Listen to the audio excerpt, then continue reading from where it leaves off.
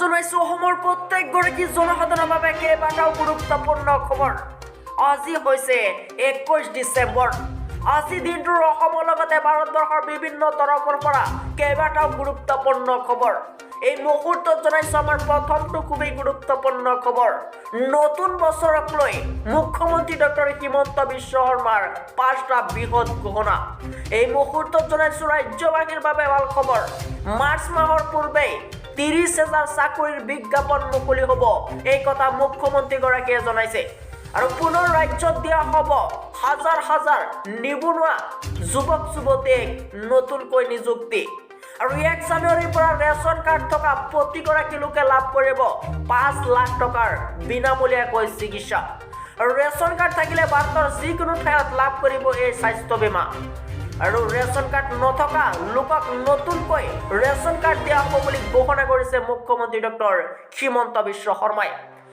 ৰাজ্যত নাথাকিব এতিয়াৰ পৰা 1 চনীয়া পট্টা আৰু ৰায়ত্ব পট্টাৰ ব্যৱস্থা। আৰু 32জন খিলঞ্জীয়াক দিয়া হ'ব ভূমিৰ অধিকাৰ। এই মুহূৰ্তত আহি পৰিছে এটা ডাঙৰ খবৰ। 2 মাহৰ ভিতৰত ৰাজ্যত আৰম্ভ হ'ব 40,000 কোটি টকাৰ কাম। আৰু 12 ডিচেম্বৰৰ পৰা সম্পূৰ্ণ কৰা হৈছে অৰুণোদয় আঁচনি। আৰু নতুন বছৰত ধান ক্ৰয়ৰ প্ৰতিক্ৰিয়া আৰম্ভ কৰিব অসম চৰকাৰে। আৰু হিমন্ত বিশ্ব শৰ্মাৰ নতুন বছৰক লৈ 5টা এক বৃহৎ ঘোষণা। এই মুহূৰ্তত জনাইছো আমাৰ দ্বিতীয় নম্বৰ খবৰটো। আমাৰ দ্বিতীয় নম্বৰ খবৰটো আছে এটা খুবেই গুৰুত্বপূৰ্ণ খবৰ। বনবস্তুলৈ অৰ্থাৎ যিসকলে পিকনিক যাব বিচাৰিছে সেইসকলৰ বাবে নতুন জাননী। বনবস্তুলৈ সুৰাপান কৰা লোকসকল এতিয়াৰ পৰা সাৱধান। মুখ্যমন্ত্ৰীয়ে দিছে কঠোৰ নিৰ্দেশনা। এই মুহূৰ্তত জনাইছো ৰাজ্যবাসীৰ বাবে এটা ডাঙৰ খবৰ। দুৰ্ঘটনামুক্ত নৱবৰ্ষ উদযাপনৰ নিশ্চিত কৰাৰ ওপৰত গুৰুত্ব আৰোপ কৰি মুখ্যমন্ত্ৰী ডক্টৰ হিমন্ত বিশ্ব শৰ্মাই অনাগত বছৰত দুৰ্ঘটনাৰ হাৰ নিম্নতম 20% হ্ৰাস কৰাৰ লক্ষ্য নিৰ্ধাৰণ কৰি লৈছে। মুখ্যমন্ত্ৰী ডক্টৰ হিমন্ত বিশ্ব শৰ্মাই আজিৰ পৰা গুৱাহাটীৰ পৰা ভিডিঅ' কনফাৰেন্সিঙৰ জৰিয়তে জিলা উপায়ুক্ত, আৰক্ষী অধীক্ষক আৰু চৰকাৰী বিভাগসমূহৰ শীৰ্ষ বিষয়াসকলৰ সৈতে পথ সুৰক্ষাৰ ব্যৱস্থাৱলী বলৱৎৰ লগতে আন বিষয়ত আলোচনা কৰি নিৰ্দেশনা দিয়ে। মৃত্যুৰ হাৰ হ্ৰাস কৰাৰ বাবে পথ সুৰক্ষাৰ দিশত কঠোৰ ব্যৱস্থা গ্ৰহণৰ ওপৰত গুৰুত্ব আৰোপ কৰি মুখ্যমন্ত্ৰীয়ে উপায়ুক্ত আৰু আৰক্ষী অধীক্ষকসকলক পথ সুৰক্ষা আচাৰ বিধিসমূহ কঠোৰভাৱে বলৱৎ কৰাৰ নিৰ্দেশনা জাৰি কৰিছে।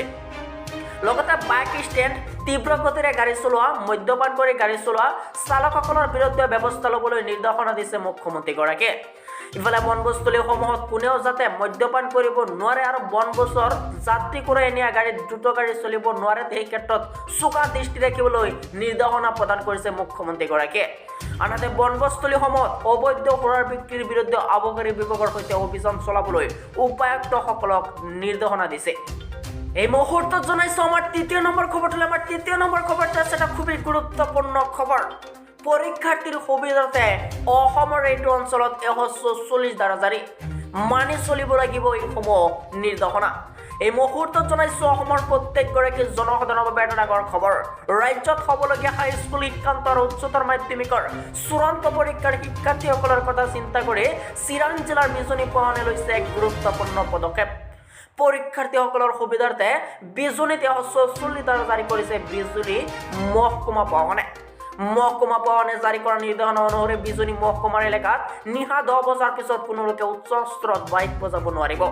ইয়াৰ উপৰি মহকুমাটোৰ এলেকাত নিশা 10 বজাৰ পিছত বিবাহ অনুষ্ঠান, বিভিন্ন ধৰ্মীয় অনুষ্ঠানকে ধৰি মেল মিটিং তথা কোনো ধৰণৰ সভাত উচ্চ স্তৰত মাইক বজাব নোৱাৰিব।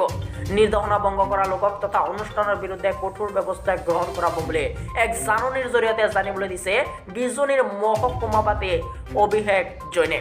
উল্লেখযোগ্য যে 2023 বৰ্ষৰ 20 ফেব্ৰুৱাৰীৰ পৰা উচ্চতৰ মাধ্যমিকৰ চূড়ান্ত পৰীক্ষা অনুষ্ঠিত হ'ব আৰু ইয়াৰ অন্ত পৰিব 20 মাৰ্চত, যাৰ বাবে কঠোৰ নিয়ম। আৰু 3 মাৰ্চৰ পৰা আৰম্ভ হ'ব মেট্ৰিক পৰীক্ষা আৰু 20 মাৰ্চলৈকে থাকিব মেট্ৰিক পৰীক্ষা 2023 বৰ্ষৰ, যাৰ বাবে এই নতুন নিয়ম আনিছে মুখ্যমন্ত্ৰী হিমন্ত বিশ্ব শৰ্মাৰ অধ্যক্ষতাত।